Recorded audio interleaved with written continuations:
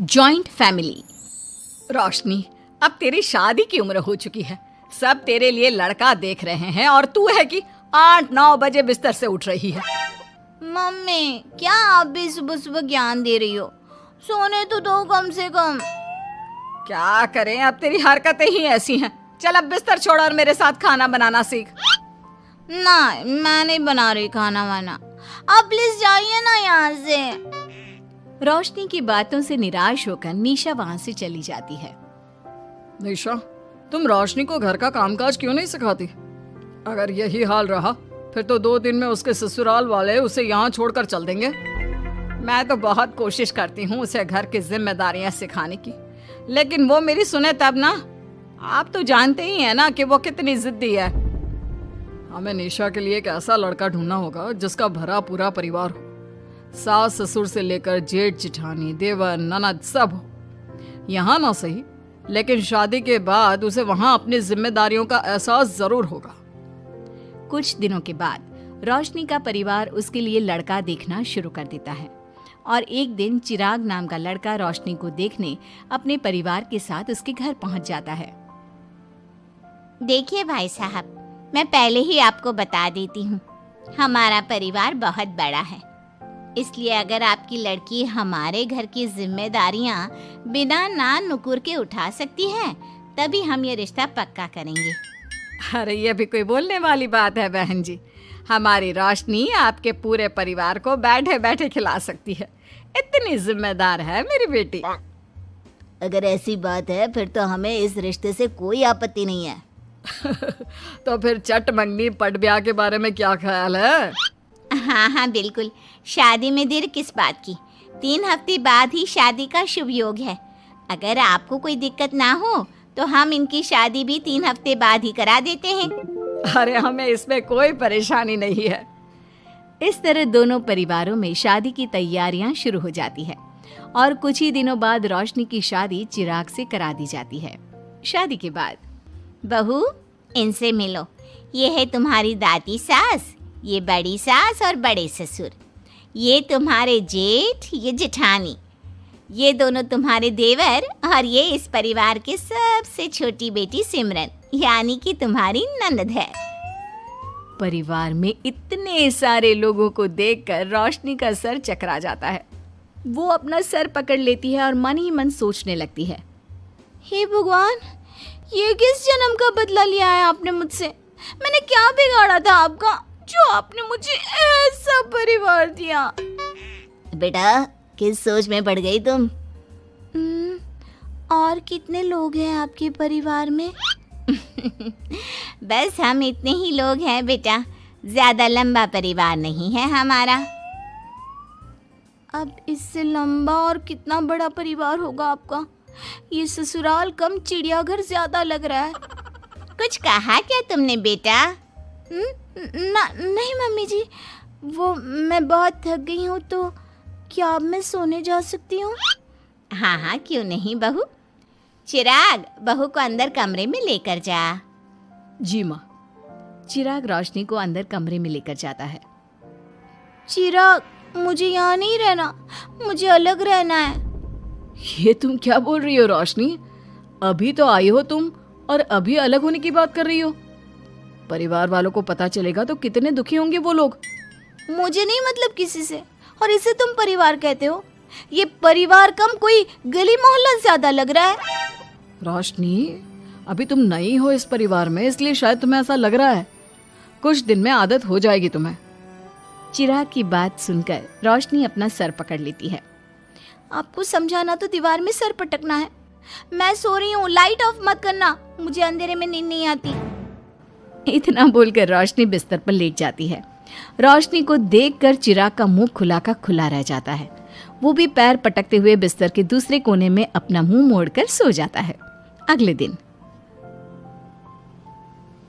देवरानी जी, आप उठ भी जाइए, सुबह के 6 बज चुके हैं। सोने दो ना मम्मी, क्यों परेशान कर रही हो? देवरानी जी, मैं आपकी मम्मी नहीं जेठानी हूँ। सुबह सुबह क्या मजाक है मम्मी? इतना कहकर रोशनी अपनी आंखें मसलते हुए उठती है और अपनी जेठानी को देखकर चौंक जाती है। दीदी आप यहाँ? पिछले 1 घंटे से तुम्हें उठा रही हूँ, लेकिन तुम हो कि अब उठ रही हो। लेकिन अभी तो सिर्फ 6 बज रहे हैं, आपने मुझे उठाया क्यों? वो इसलिए क्योंकि आज तुम्हारे इस घर में पहली रसोई है, तो खाना आज तुम्हें ही बनाना होगा ना। क्या? मुझे पूरे मोहल्ले के लिए खाना बनाना पड़ेगा? नहीं रोशनी, तुम्हें पूरे मोहल्ले के लिए नहीं, सिर्फ परिवार के लोगों के लिए ही खाना बनाना है। आपका परिवार किसी मोहल्ले से कम है क्या? कुछ कहा क्या तुमने?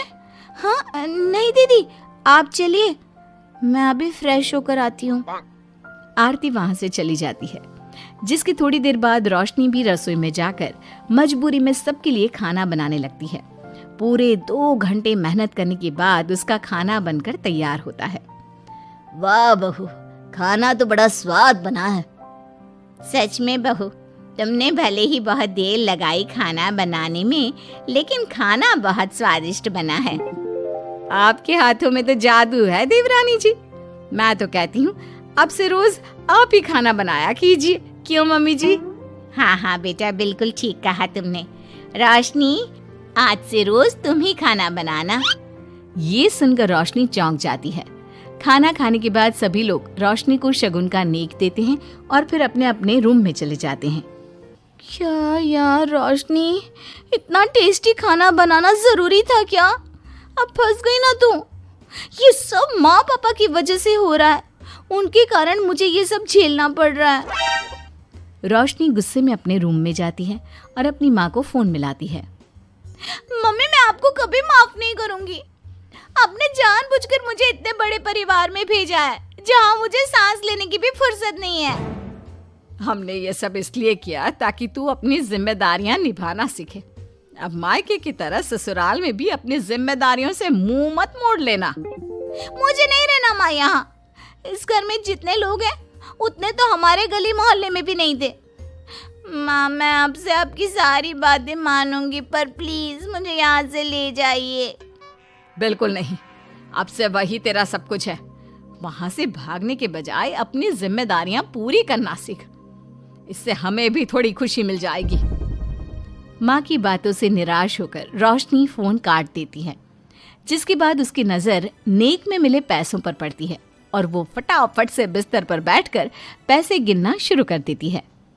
अरे वाह, ये तो पूरे 25,000 रुपए हैं।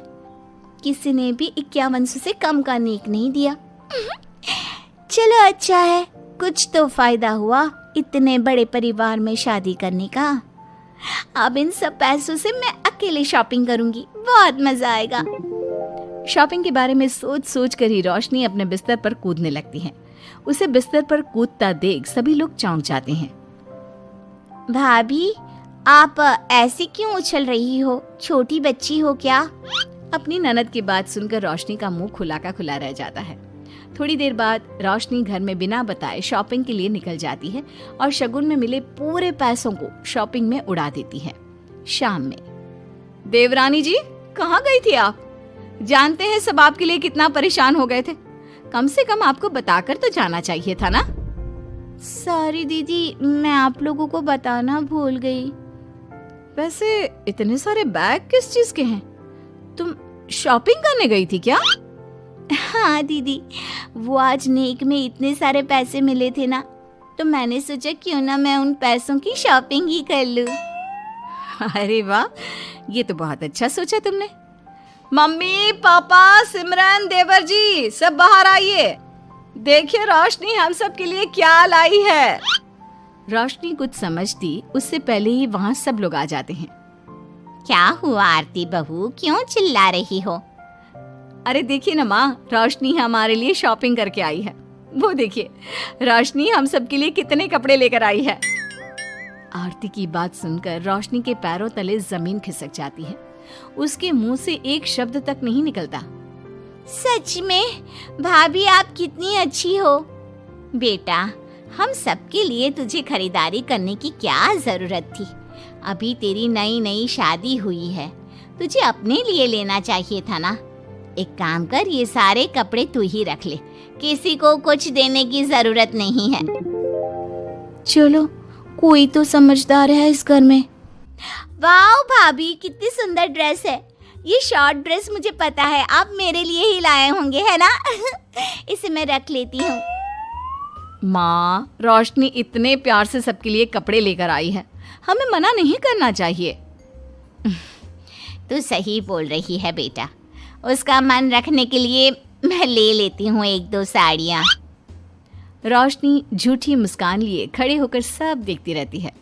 देखते ही देखते उसके लाए सारे कपड़े घर वाले आपस में बांट लेते हैं और अब सिर्फ एक रुमाल को छोड़कर उसके पास कुछ नहीं बचता।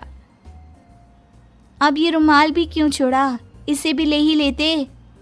इतने में ही सिमरन रोशनी को आवाज देती है। भाभी, वो गलती से रुमाल रह गया है, क्या वो मुझे मिल सकता है? रोशनी वो रुमाल भी सिमरन को दे देती है। इतनी मेहनत से मैंने ये सब कुछ लिया था, लेकिन इन लोगों से मेरी खुशी बर्दाश्त नहीं हुई, कुछ भी नहीं छोड़ा। थोड़ी देर बाद रोशनी का पति भी वहां आ जाता है। मैंने सुना है आज तुमने सभी के लिए खरीदारी की है, तुम मेरे लिए कुछ लेकर नहीं आई? बस फिर क्या था, इतना सुनते ही रोशनी का पारा हाई हो जाता है और वो चिराग को घूरने लगती है, जिससे चिराग डर के मारे वहां से खिसक जाता है। हाय रे, फूटी किस्मत मेरी, जो ये जॉइंट फैमिली मेरे मत्थे चढ़ी।